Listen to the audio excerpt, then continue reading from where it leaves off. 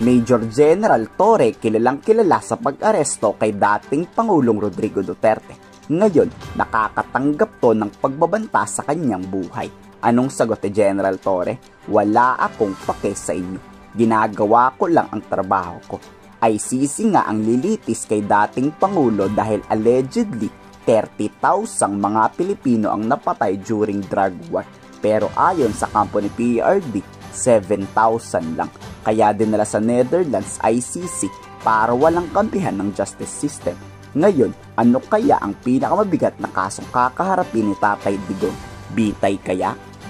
Mismong si Presidente Duterte ay niremind niya ako, magre-retire ako. At aasuntuhin ako ng kanyang mga anak at ang kanyang mga kamag-anak after my retirement, even before my retirement. Tinrete niya ako. But everything is okay lang yan. Makapal ang ating balat at yan ay kayang-kaya nating palampasin yan. Gusto ko lang i-emphasize na hindi ko ito ginagawa para sa personal aggrandizement o kung ano pa man. Kundi ito ay ginagawa natin dahil ito ay trabaho natin, especially that I'm the chief of the Criminal Investigation and Detection Group. This is something that has to be done para magsimula ang judicial processes na nagkataon ay dito na sa ICC, an international body, na talagang kung naghahanap sila ng neutral na body para mag-decide sa mga reklamo laban kay former PRRD, ito ng ICC. Kasi ang mga tao rito ay mga foreigners. Hindi ang mga judge dito ay foreigners. Wala itong pakialam sa Pilipinas. Wala itong pakialam sa personalidad.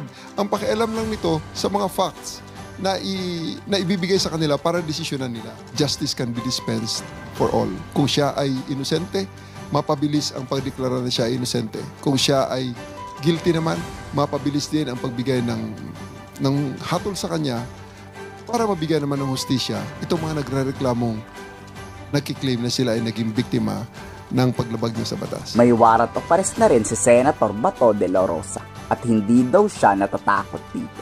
Sabay pagbabanta kay General Torre na huwag kang magpakalasing sa iyong katungkulan. May hangganan daw yan at matatanggal ka rin sa serbisyo.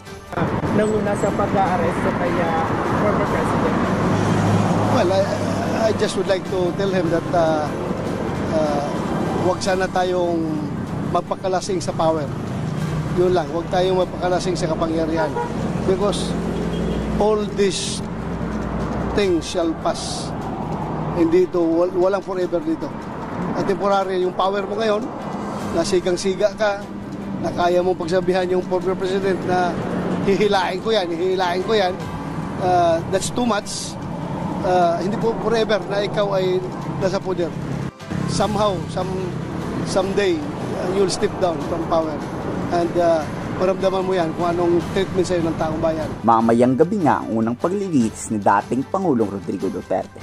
Ang tanong, papanigang kaya siya sa kanyang unang hearing? Ikomento sa baba ang inyong salob.